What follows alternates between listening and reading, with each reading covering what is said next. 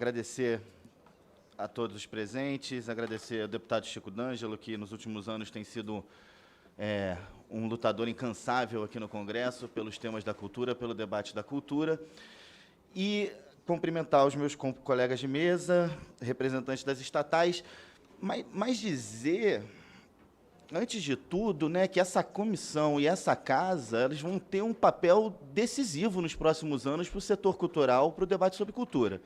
No momento que, evidentemente, não é uma opinião minha, está claro, está demonstrado na mídia, nos meios de comunicação, na imprensa, nos documentos institucionais, que há por parte do Poder Executivo brasileiro um enfraquecimento, um esvaziamento institucional, da institucionalidade da área da cultura dentro do Poder Executivo, que há claramente uma posição de que esse setor talvez represente uma espécie de inimigo público do governo e passa a ser criminalizado e visto como um setor onde o Poder Executivo tenta buscar uma guetificação desse setor, tratando como uma minoria de privilegiados, como se não fosse um dos setores, todos aqui sabem, mais produtivos, mais capazes de gerar tributos, mais capazes de influenciar outras cadeias econômicas, outros processos econômicos, criando ambientes de negócios, criando ambientes favoráveis para a economia e ativando uma série de cadeias importantes na sociedade brasileira. Isso porque eu acho que o tema hoje é economia, porque tem todo um debate da cultura como promoção de cidadania, como articulação, circulação, valorização de saberes, tanto saberes patrimoniais, de patrimônio imaterial, quanto saberes novos que são produzidos a cada momento por novas gerações em territórios populares e territórios periféricos nas capitais brasileiras, né? Então, acho que o assunto hoje nem é esse, o assunto é economia. E, com todo respeito à generosidade e gentileza dos colegas de mesa, as apresentações que a gente viu são relatórios institucionais que a gente pode acessar com uma simples busca, colocando o nome da empresa e cultura do lado. Esses dados são dados que estão disponíveis, tem uma postura institucional da empresa, mas eles não atendem esse momento, que é um momento muito tenso no setor cultural, que é um setor heterogêneo, que é um setor amplo, para entender qual o projeto dessas empresas, de que forma elas observam a importância e a relevância do setor cultural e qual vai ser o posicionamento e a atuação delas nos próximos anos em relação à cultura. O que a gente vê aqui são relatórios, obviamente, tecnicamente muito bem organizados, que cumprem um papel decisivo, mas eles não respondem às questões, aos anseios e às demandas do setor que fazem com que seja necessário criar uma audiência pública aqui para a gente debater o assunto, né? Mas vamos falar de economia, então, nesse sentido, que eu acho que hoje é o tema principal. Certamente vai ter um convite para o secretário de Cultura, para o ministro, para discutir as amplas dimensões da cultura. Dimensão cidadã, né? A dimensão pedagógica, a dimensão patrimonial, mas hoje estamos falando de uma dimensão econômica, né? Então, assim, com muita clareza, né? O setor cultural, ele não é só um gerador de emprego, ele não é só um lugar de recolher tributos, ele, economicamente, tem uma força e uma capacidade de ativação muito mais ampla do que isso. O audiovisual brasileiro, que hoje está enfrentando uma crise grave e com problemas institucionais importantíssimos, problemas graves institucionais que vão precisar ser debatidos em Brasília, ele mobiliza uma quantidade de profissionais, direta e indiretamente, que é um setor que representa uma força enorme para a economia brasileira. A gente está falando de crise econômica, a gente está falando do quê? De mapear, retratar, mobilizar os setores que são capazes de mover nossa economia.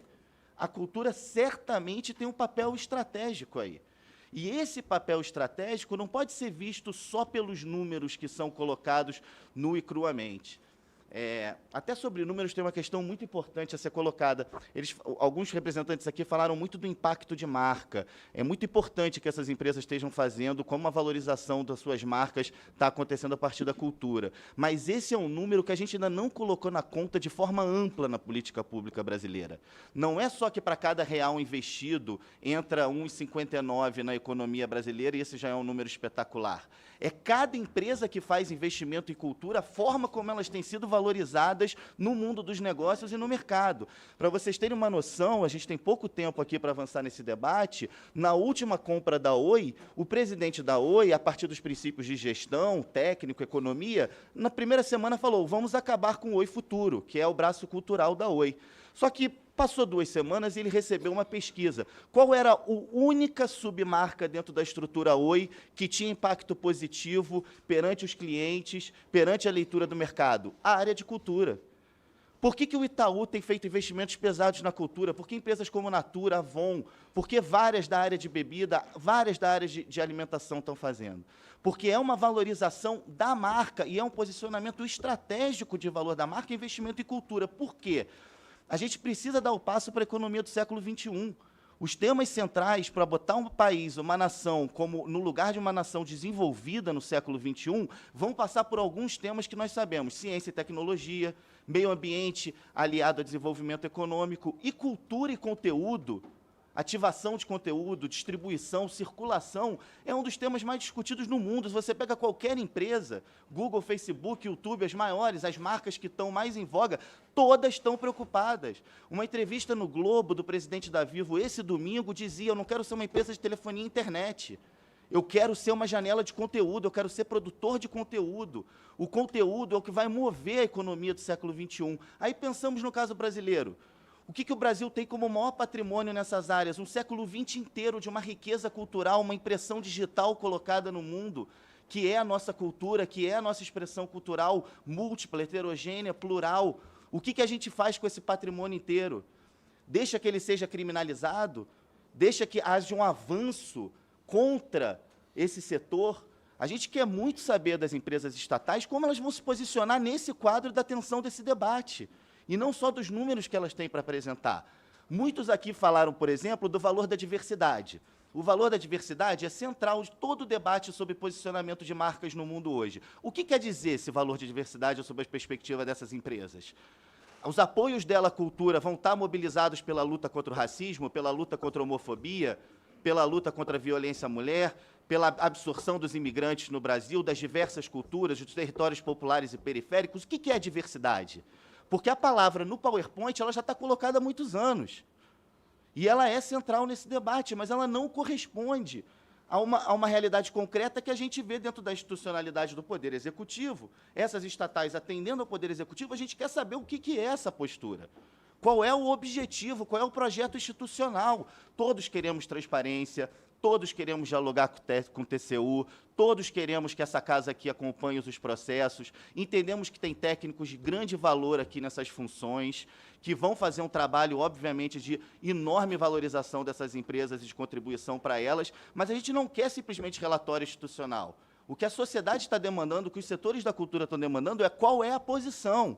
Se elas vão acompanhar uma orientação política, ideológica do Poder Executivo, a qual, de alguma forma, elas ainda são submetidas, e vão seguir num caminho contra o incentivo à cultura, e é um incentivo de mobilização da cultura. A gente, com todo respeito, a gente não está falando de vamos mostrar um Picasso, vamos levar uma coisinha ali, vamos levar salas. A gente está falando de incentivar o setor a ser um setor cada vez mais produtivo, cada vez mais contundente, com mais protagonismo dentro da sociedade brasileira.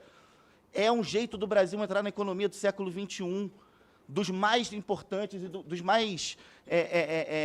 onde tem o maior espaço para o Brasil se posicionar. O Brasil é conhecido no mundo inteiro pela sua música popular, hoje em dia pelas suas artes plásticas, em boa parte pelo seu cinema, tem uma literatura forte, uma dramaturgia forte. A gente vai jogar isso aonde?